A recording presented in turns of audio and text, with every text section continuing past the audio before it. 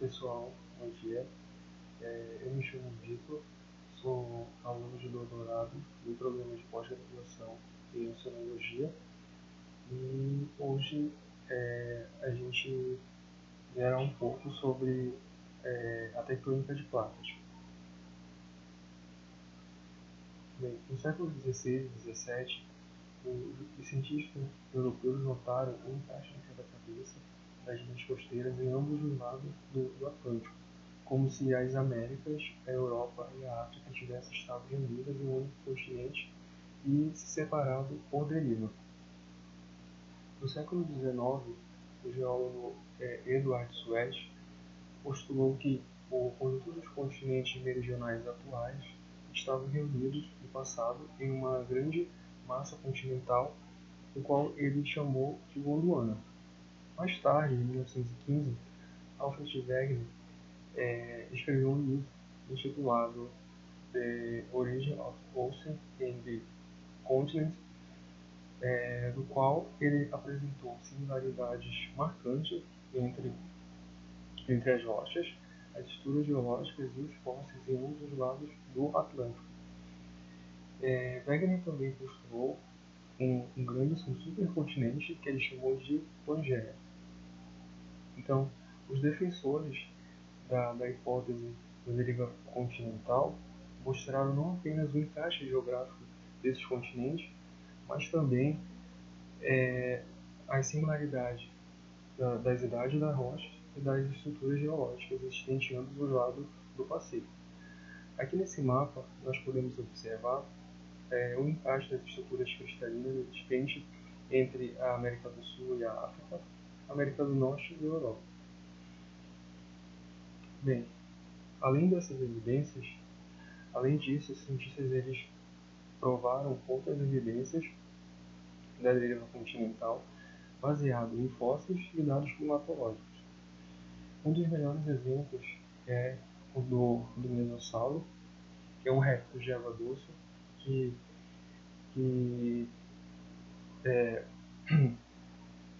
os seus fósseis eles são encontrados apenas em rochas do período Permiano, em certas regiões do Brasil e da África.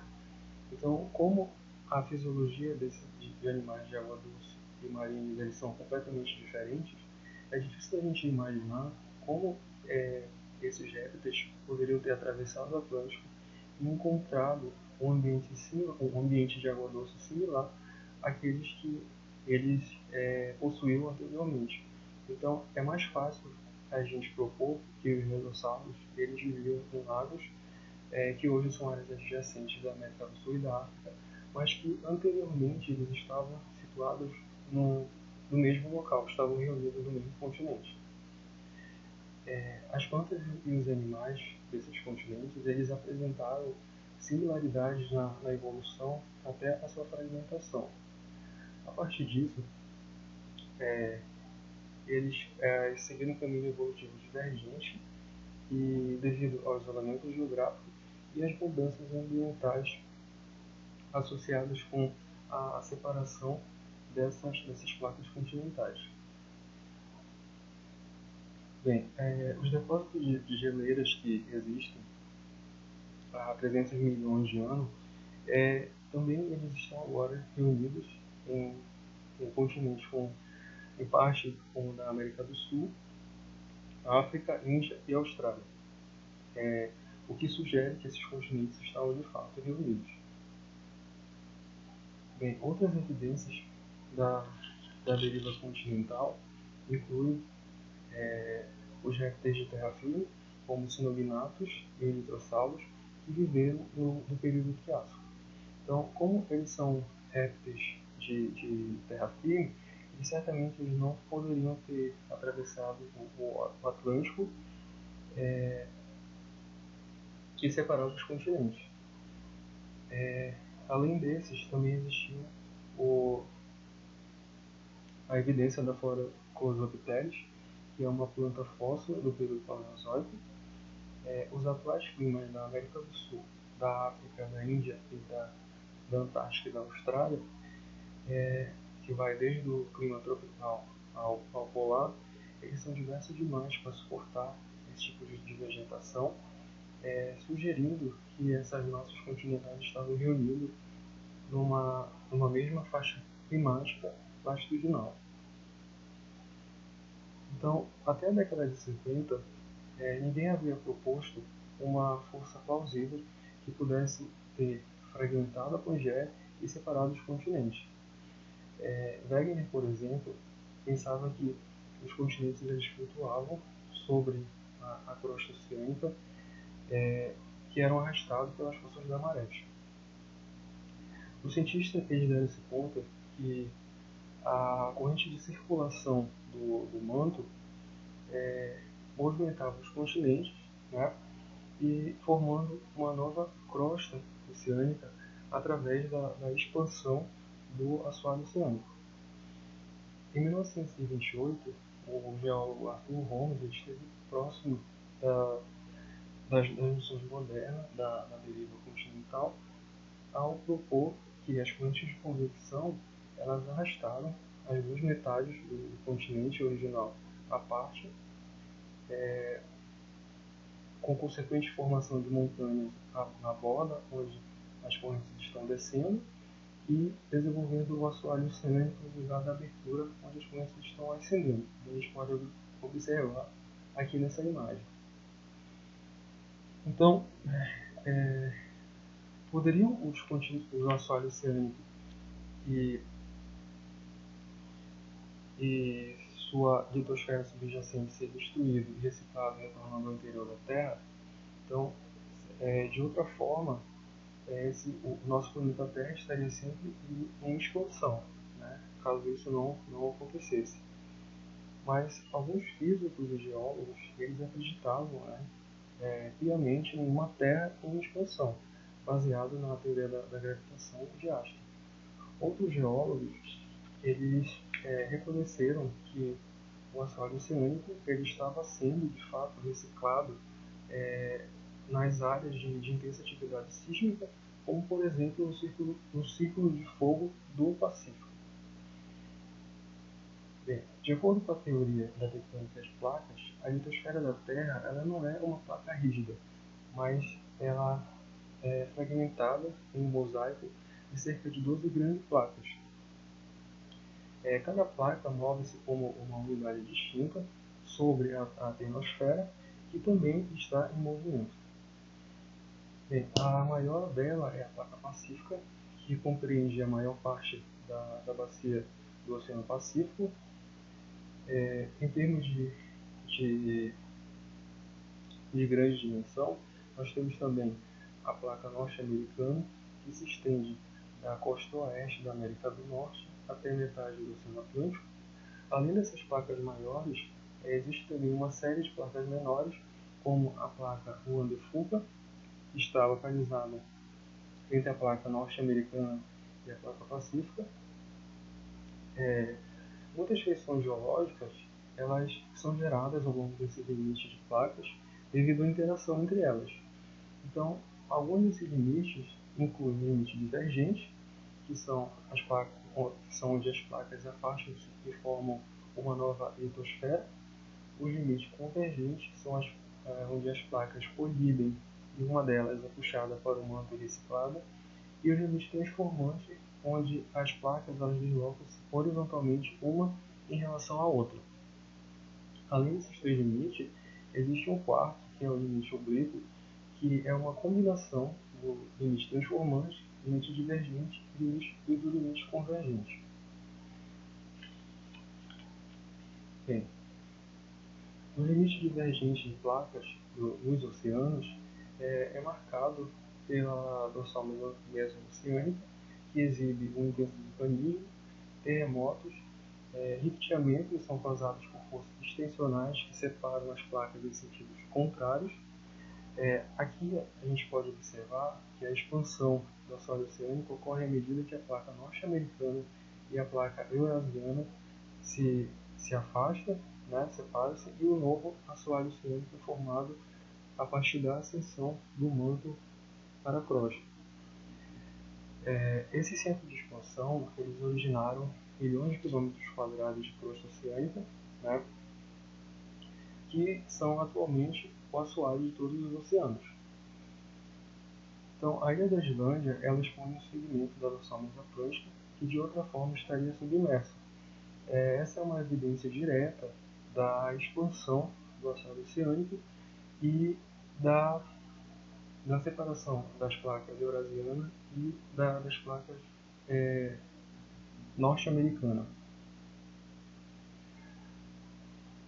Então, a dorsal mesoatlântica ela é discernível no Oceano Ártico ao norte da ilha da Islândia e conecta-se a um sistema de dorsais que, através do Oceano Índico, do Oceano Pacífico, terminando a oeste do Atlântico Norte.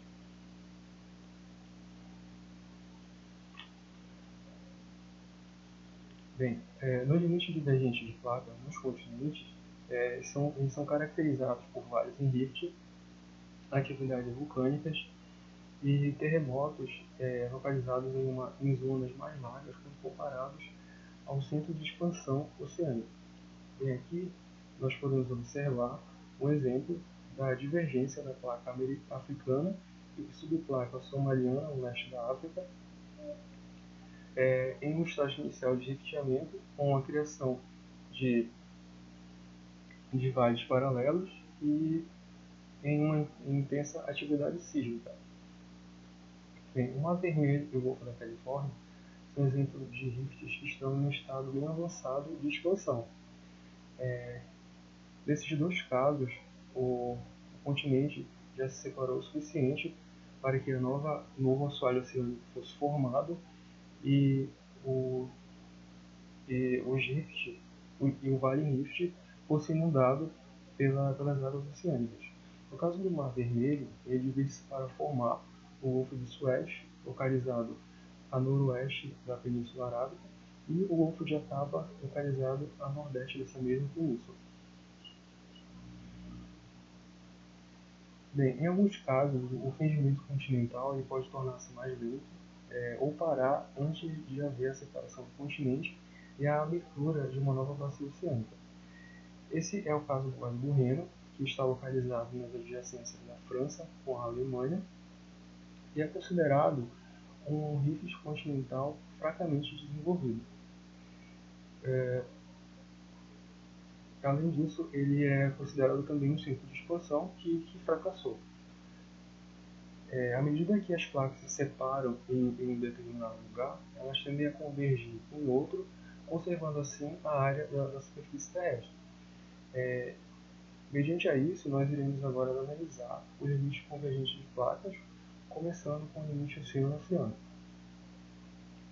Quando duas placas oceânicas convergem, uma é subdutada sobre a outra ao longo do limite oceano-oceano.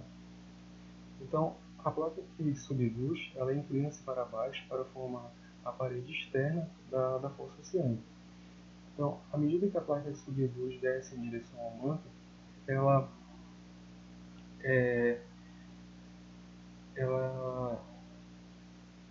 inclina-se, né, para baixo para formar, ela é aquecida, né, e desidratada, induzindo a fusão do manto, induzindo a fusão parcial do manto.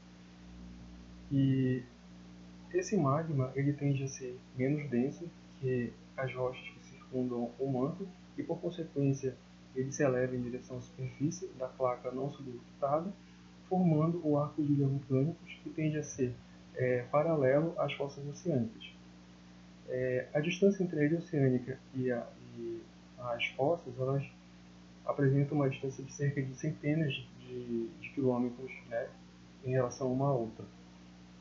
E essa distância ela vai depender do ângulo de inclinação com que a placa subductante ela está indo em direção ao manto da Terra. Em áreas onde a taxa de subducção é maior que o movimento contrário da placa sobrejacente, a litosfera da placa sobrejacente situada atrás do arco de ilha, ela tende a formar, né, uma bacia de retroarco. Um exemplo clássico dessa bacia de retroarco é o Mar do Japão, que está situado entre as ilhas vulcânicas japonesas e o continente asiático.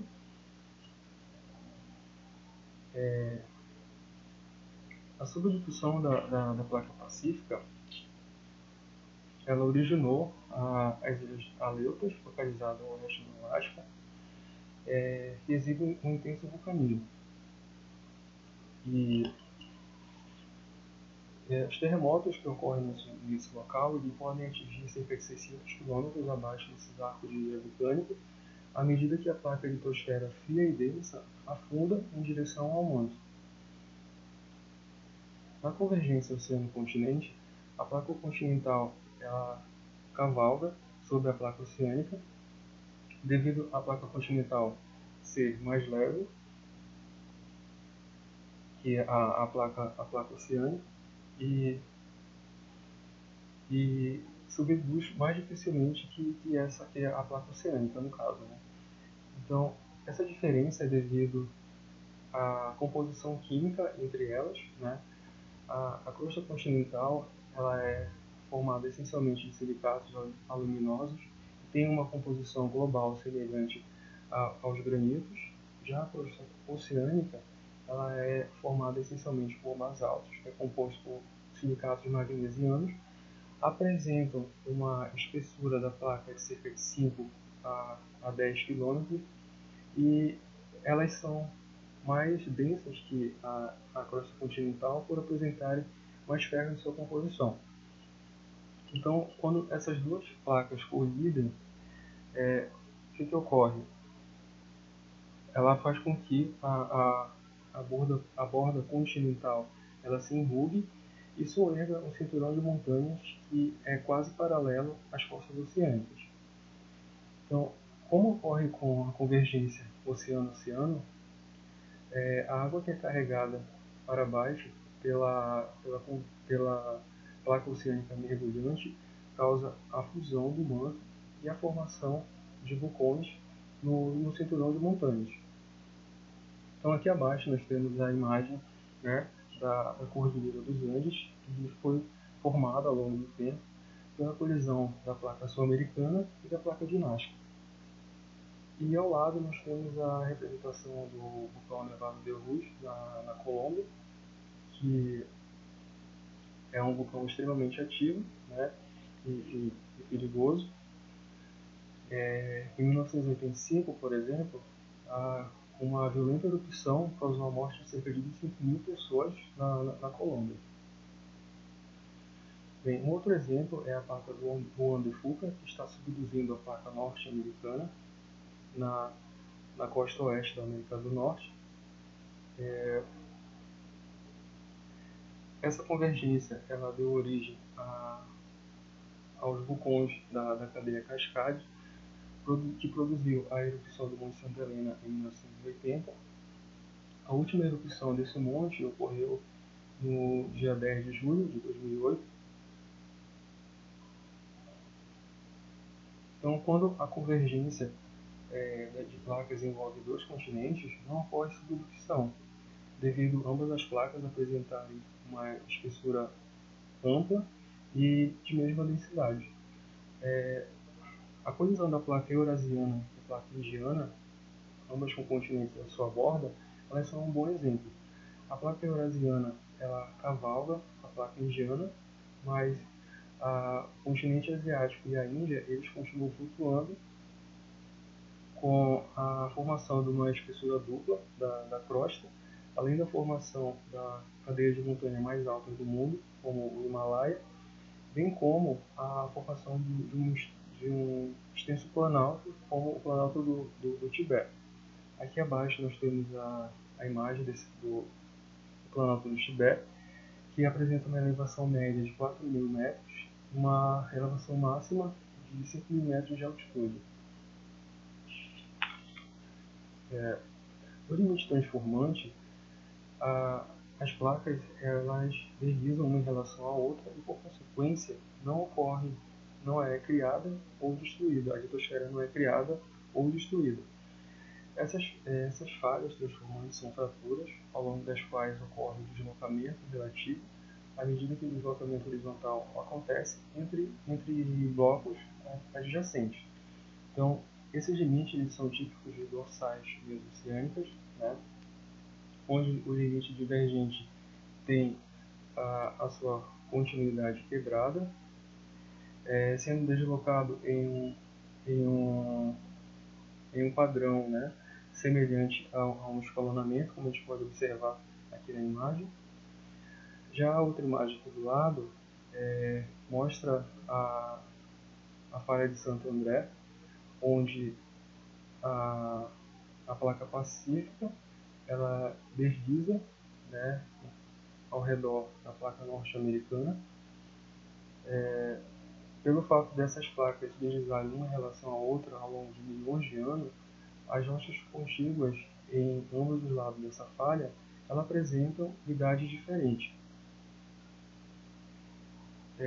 Cada placa ela é limitada por uma combinação de placas divergentes, convergentes e transformantes.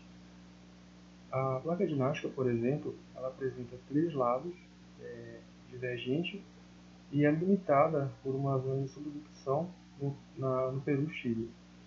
A placa norte-americana é limitada a leste pela dorsal mesoatlântica, que é uma divergência, a oeste pela fase de Santo André e a noroeste por zona de subducção e limite transformante.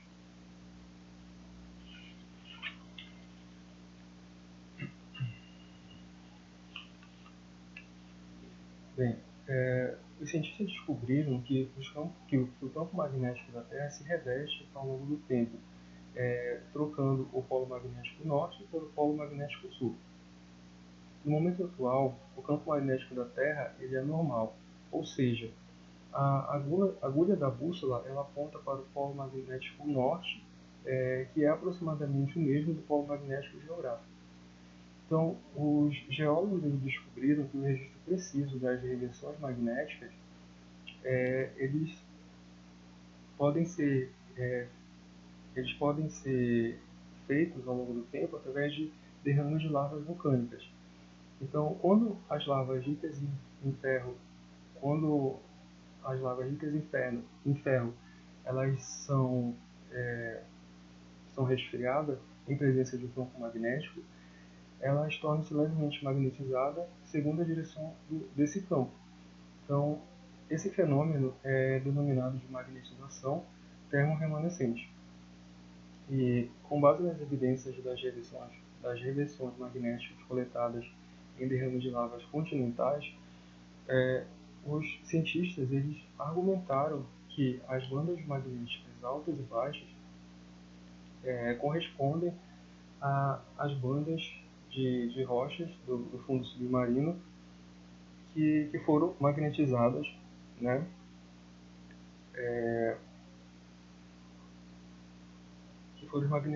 durante o campo magnético normal e reverso da Terra. Bem, em 1968, um programa de perfuração do fundo dos oceanos foi lançado juntamente com as maiores instituições oceanográficas, e esse experimento global ele teve como objetivo perfurar, recuperar e estudar as rochas do fundo oceânico. Então, utilizando-se perfuratrizes rotativas, os cientistas obtiveram testemunhos de milhares de metros abaixo do assoalho oceânico. E pequenas partículas caindo ao redor da coluna d'água, como poeira atmosférica, madeira orgânica de plantas e animais marinhos, eles acumulam-se como sedimentos de fundo à medida que o novo assoalho oceânico é formado. Então, desse modo, a idade dos sedimentos mais antigos dos testemunhos, eles forneceram a idade desses assoalhos oceânicos. A idade dos sedimentos eles foram determinados primariamente a partir do esqueleto fóssil de organismos que vivem na coluna d'água e depois sedimentam em direção ao fundo quando eles morrem, como por exemplo as testas de foraminíferos, e observou-se uma concordância entre os dados das regressões magnéticas e dos sedimentos desses testemunhos, validando o conceito da expansão do assoalho oceânico. Bem, Aqui ao lado temos o mapa, né, mostrando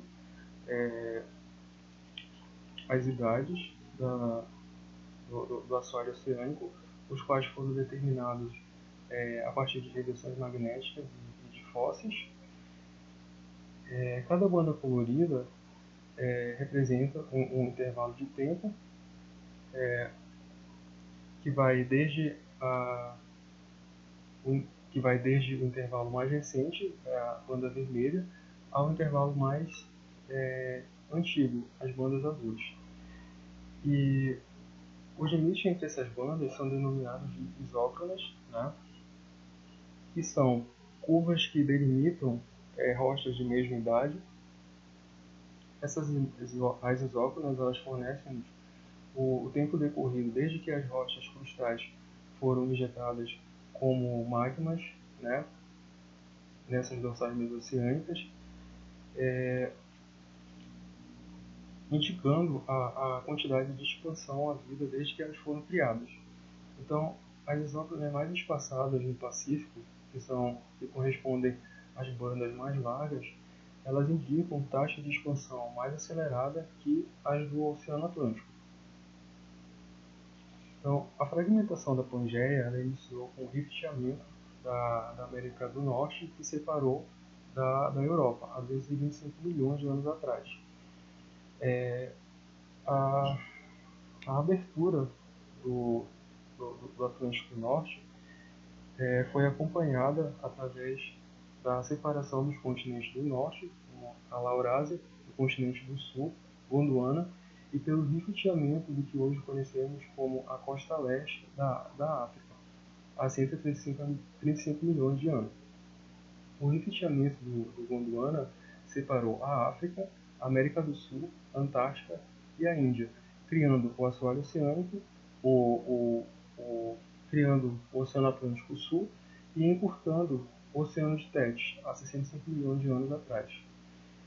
E, por fim, houve a separação da Austrália, da Antártida, e a martelada da Índia na Eurásia, fechando o Oceano de Tethys e configurando o oceano como vimos hoje.